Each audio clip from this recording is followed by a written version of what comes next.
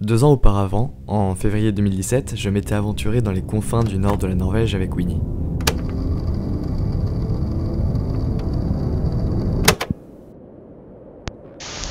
Nous avions passé une semaine incroyable à nous initier à la culture nordique sous une température polaire. Mais me laissant un arrière-goût d'inachevé, j'ai décidé de repartir pour un mois de road trip avec mon bro Mathieu. Aussi curieux que cela puisse paraître, ce fut bien plus fou que nous l'imaginions. Bonjour à tous, je m'appelle Pierre, et bienvenue pour cette nouvelle vidéo d'Âme Bohème.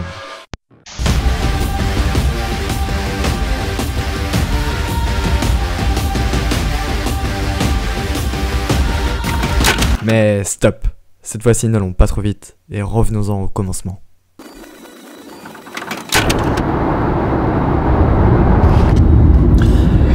Bonjour à tous, on se retrouve aujourd'hui pour un premier petit vlog.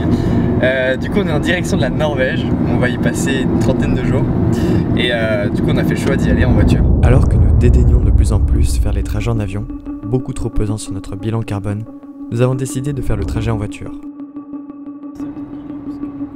Donc comme on fait tout à l'arrache, on n'a pas pu commencer le vlog des Nantes, là on est déjà rendu à Paris, donc on s'est déjà tapé 3 heures de route avec Mathieu, qui est juste ici. Alors on part tous les deux pour un mois de workaway là-bas. C'est à travers plus de 7 pays sur presque 3000 km en 4 jours que nous avons fait le chemin jusqu'à notre destination. À travers la France, la Belgique, les Pays-Bas, l'Allemagne, le Danemark et la Suède, nous avons fait notre route jusqu'en Norvège. Les kilomètres défilaient sans que nous nous en rendions compte. Je ne vais pas vous détailler chaque kilomètre et il est difficile de résumer 4 jours en quelques secondes, mais vous pouvez voir quelques images de ce qui fut pour nous un trajet et une aventure inoubliables.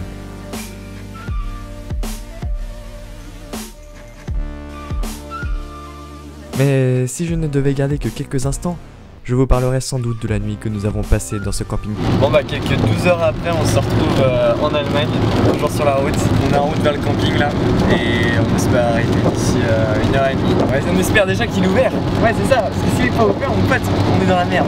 Perdu sous la pluie dans la campagne allemande, où nous étions arrivés bien trop tard. Bon les gars, première nuit dans la tente, on est un peu claqué mais on a trop bien dormi. On est dans un petit camping en Allemagne. Pas très loin d'Hanovre. De toute façon, on va vous emmener faire un petit tour.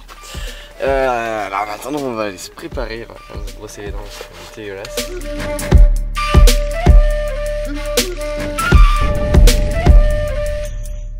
Je vous parlerai également des longs bouchons que nous avons subis juste avant de faire la découverte de Copenhague. Ça y est, on arrive enfin à Copenhague. Il reste très exactement 11 minutes là de trouver l'auberge de jeunesse. Et de sortir boire des bières. Pas qu'une. Élu plusieurs fois comme la ville où il fait le plus bon vivre au monde. Bon du coup on est à Copenhague, on va vous faire une petite visite de la ville en express parce que là on a profité hier soir comme vous avez pu voir sur les images. Et là on profite de 2-3 petites heures ce matin pour continuer de faire le tour et faire des belles images. J'ai vu à quel point c'était un plaisir de déambuler dans ces larges avenues où les petites rues faisaient place à des canaux.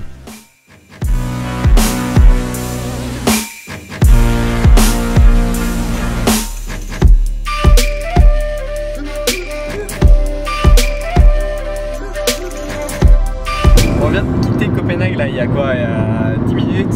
C'est une ville incroyable, sérieusement elle est magnifique. Qu'est-ce que t'en as passé toi Mathieu? Ouais, vraiment cool. Voilà, du coup on est en direction de Oslo et on vient juste de finir de passer le pont en direction de la Suède. Mais également je vous parlerai des 2 jours où nous avons parcouru la capitale norvégienne de long en large.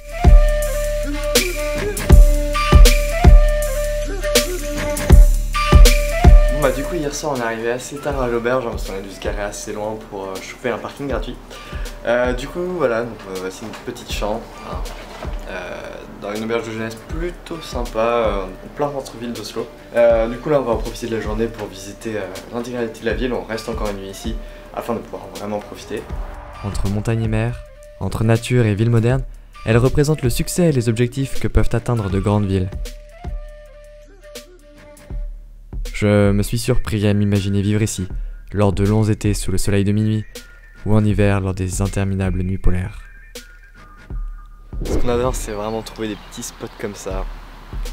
Voilà, sur une petite presqu'île à une dizaine de minutes de bus du centre d'Oslo. C'est vraiment super chouette, super calme. Je vous laisse profiter en musique. Voilà.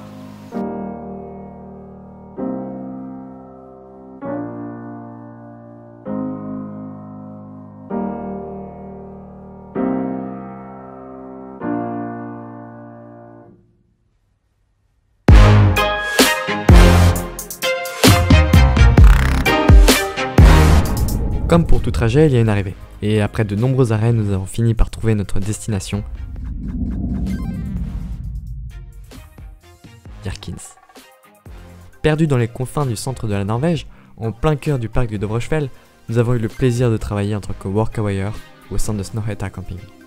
Constitué d'une grande maison principale, de multiples espaces de tentes et de petits cabanons, nous avions pour tâche d'entretenir, nettoyer, peindre et s'occuper de tout cela. Nous travaillions 5 heures par jour, 5 jours par semaine, pour notre hôte, Marit. C'était une Norvégienne d'une 50aine d'années, ayant tout quitté à Oslo pour vivre de sa passion à Hjerkins. Nous avons vraiment eu du plaisir à travailler ici, et être accompagnés par la gentillesse de notre hôte. Ce fut une expérience incroyablement enrichissante et épanouissante. Encore une fois, merci Marit. Je devrais également vous parler du Dovrefjell. Nous étions à quelques pas du Snorhetta Viewpoint, un bâtiment créé par le célèbre cabinet d'architecture norvégien du même nom, donnant un point de vue incroyable sur Snorhetta.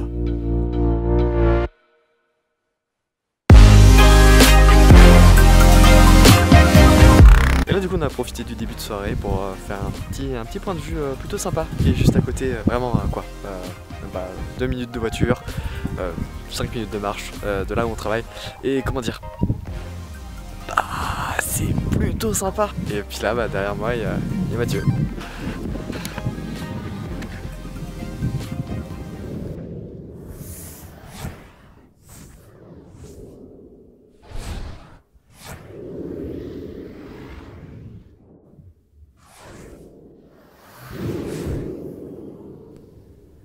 Réel joyau du parc, il s'agit de la seconde plus haute montagne de Norvège, et très appréciée par les Scandinaves. Nous avons essayé de l'escalader, mais de la face la plus dangereuse, sous la pluie, la neige et la grêle. Nous avons dû nous résoudre à faire demi-tour à quelques dizaines de mètres du sommet, malheureusement. Bon bah il neige, yes.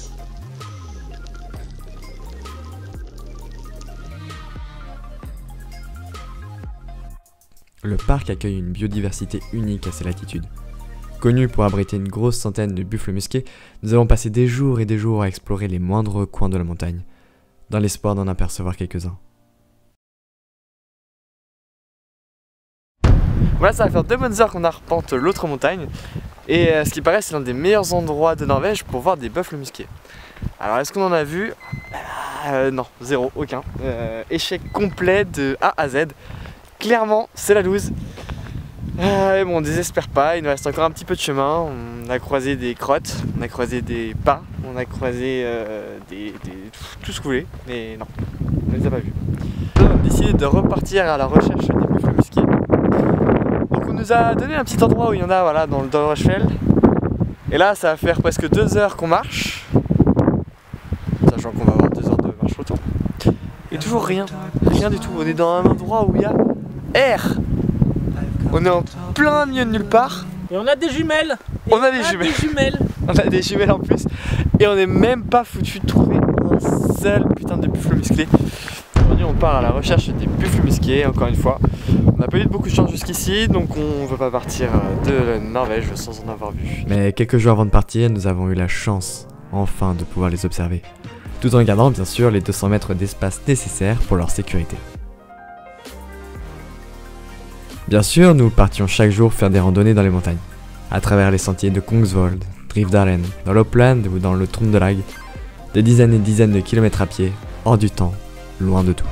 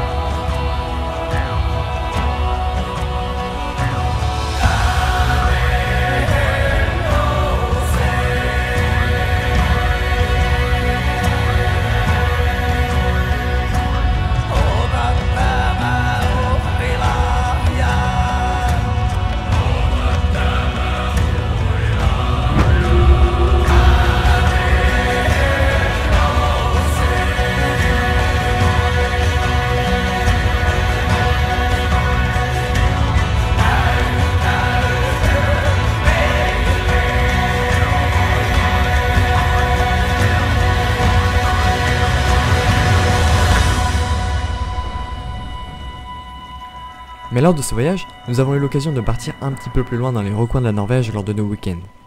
Parmi ces excursions, je peux vous parler de Fjellsgarden. Nous avons passé une journée entière à déambuler entre 3 impressionnantes cascades en plein cœur d'une nature sauvage et préservée. Du coup, nouvelle journée et on est parti sur une nouvelle randonnée, cette fois-ci à 1h30 de route de Jerkins. Ça fait déjà presque une grosse demi-heure qu'on marche et la randonnée est magnifique. Voilà, je vous donne un petit aperçu.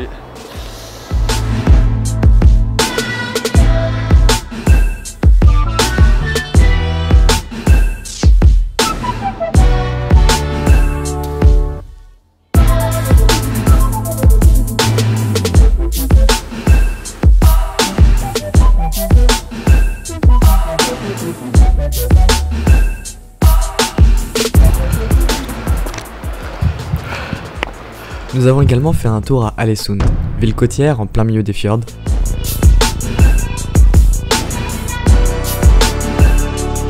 Souvent désignée comme la plus belle ville de Norvège.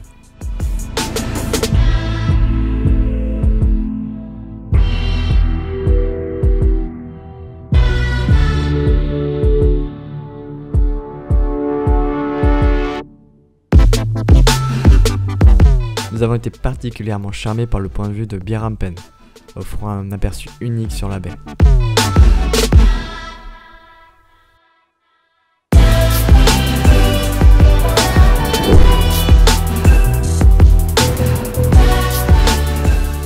Mais ce qui fut le point d'orgue de notre voyage furent les 2 jours que nous avons passés à Garanger, célèbre fjord classé à l'UNESCO.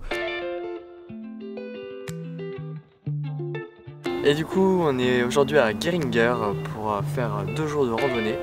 Et là, on a commencé la première matinée avec une petite rando juste à côté qui est vraiment stylée.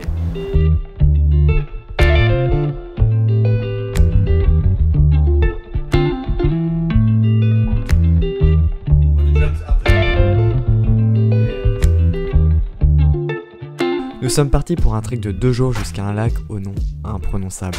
Avec plus de 1400 mètres de dénivelé positif, je vais être honnête, ça a été difficile.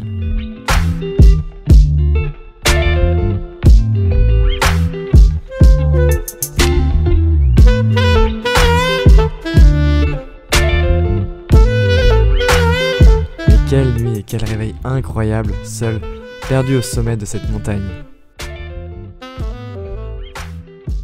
Donc du coup hier nous sommes partis pour une randonnée de 2 jours à Geringer. Donc nous avons décidé d'escalader un des fjords qu'il y avait à côté. C'était une randonnée assez compliquée.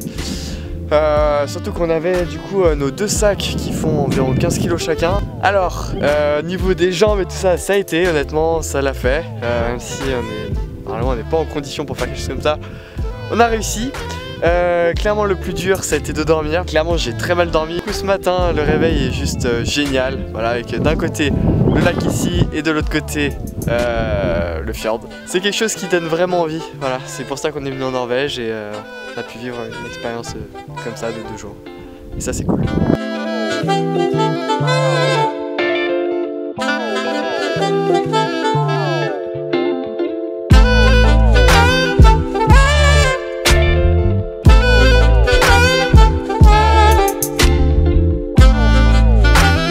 Nous avons également fait un tour à Rondane, un autre spot de randonnée à quelques heures de voiture à l'est de Jerkins.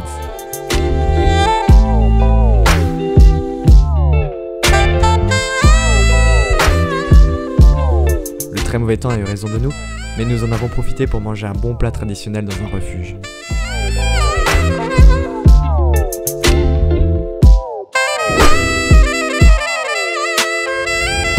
Enfin, et ce qui fut notre dernière exploration Norvège fut une randonnée à Munkvoll. Dernier jour en Norvège et du coup on part pour une randonnée très longue et ça va être la dernière grosse randonnée du voyage. Le temps est magnifique, l'environnement a l'air magique, je pense que ça va être un truc de fou. Allez c'est parti. Nous avons suivi le tracé GPS d'autres randonneurs à travers un paysage extraordinaire sur plus de 23 km.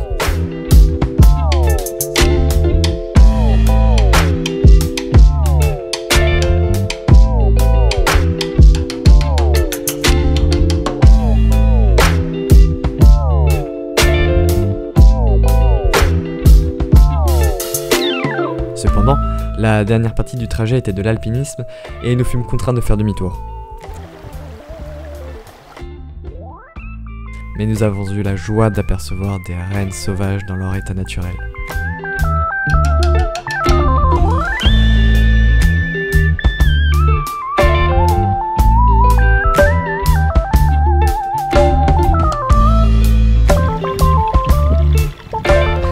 Du coup ça va faire quasiment 6 heures qu'on marche et là on est sur le chemin du retour. Malheureusement on n'aura pas réussi à grimper tout en haut du pic qui est par là. On n'aura pas réussi à grimper dessus parce que le chemin devenait genre vraiment trop compliqué.